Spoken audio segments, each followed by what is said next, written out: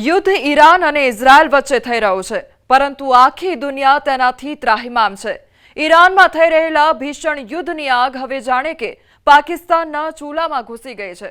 ખાડી વિસ્તારમાં તણાવ વચ્ચે કાચા તેલની સપ્લાયને અસર થવાથી પાકિસ્તાનમાં પેટ્રોલ ડીઝલના ભાવ અને પુરવઠામાં હાહાકાર મચી ગયો છે।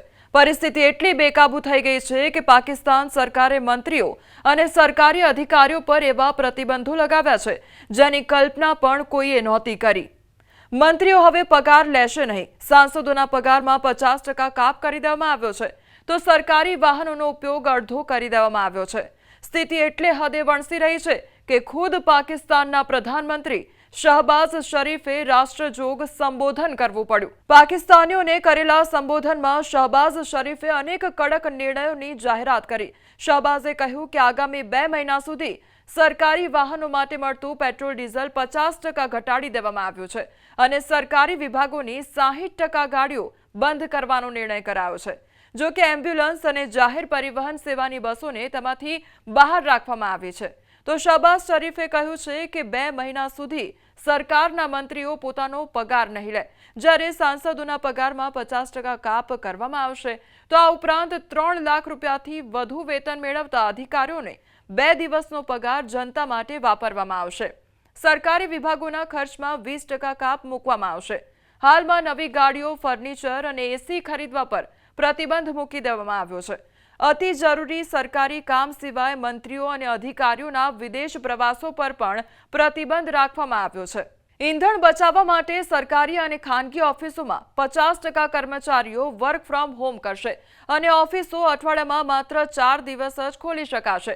તો શાળાઓમાં સપ્તાહમાં 2 દિવસની રજા રહેશે અને ઉચ્ચ શિક્ષણ સંસ્થાઓમાં ઓનલાઈન ક્લાસીસ શરૂ કરવામાં આવશે। आइंदा 2 माह के लिए सरकारी महकमों की गाड़ियों को मिलने वाले तेल में 50% फिल फॉर कटौती की जा रही है।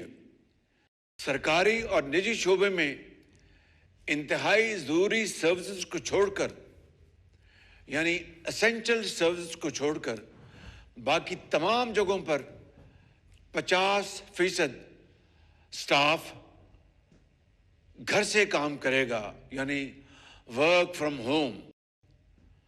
हफ्ते में सिर्फ 4 दिन दफातर खुलेंगे। तेल की बचत के लिए हफ्ते में 1 इजाफी छुट्टी दी जा रही है, मगर इसका इतलाक बैंकों पर नहीं होगा।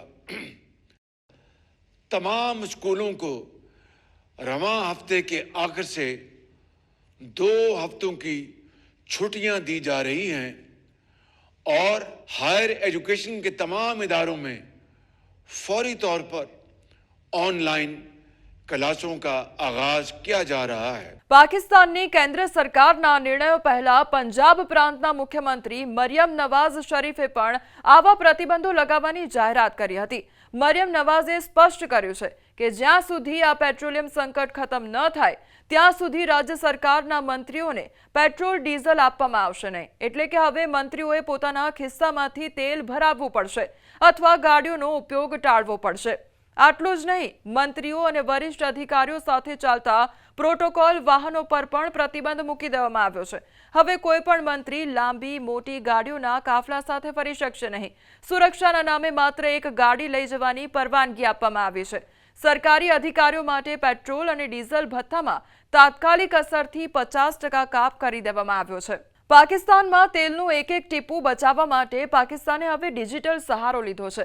પંજાબ પ્રાંતના મુખ્યમંત્રીએ આદેશ આપ્યો છે કે આખા પંજાબમાં 10 માર્ચથી 31 માર્ચ સુધી તમામ શાળા, કોલેજ અને યુનિવર્સિટી બંધ રહેશે। જો કે પરીક્ષાઓ નિયત ટાઈમટેબલ મુજબ થશે, પરંતુ ભણતર માટે ઓનલાઈન ક્લાસનો વિકલ્પ આપવામાં આવ્યો છે। સરકારી ઓફિસોમાં પણ વર્ક ફ્રોમ હોમ નીતિ લાગુ કરી દેવામાં આવી છે। માત્ર તે જ કર્મચારીઓ ઓફિસ આવશે જેના વિના કામ અટકી પડે તેમ હોય। ખાનગી કંપનીઓને પણ સલાહ આપવામાં આવી છે કે તેઓ પોતાના કર્મચારીઓને ઘરેથી કામ કરવાની સુવિધા આપે અને ઓફિસમાં ભીડ ઓછી કરે। પાકિસ્તાનના પ્રખ્યાત હોર્સ એન્ડ કેટલ શો સહિત સરકારના તમામ આઉટડોર અને સાંસ્કૃતિક કાર્યક્રમો રદ કરી દેવામાં આવ્યા છે।